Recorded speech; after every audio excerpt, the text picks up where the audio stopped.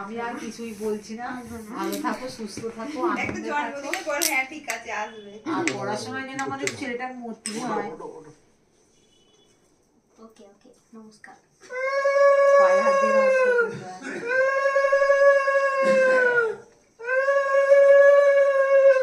এখানে একটা শাঁখ আছে রে, পি করে বাজে। দাঁড়াও, আওয়াজ করতে পারছি না। দেখে গেল ভাই। থাক মাথায়। गिर जाओ सब गिर जाना है।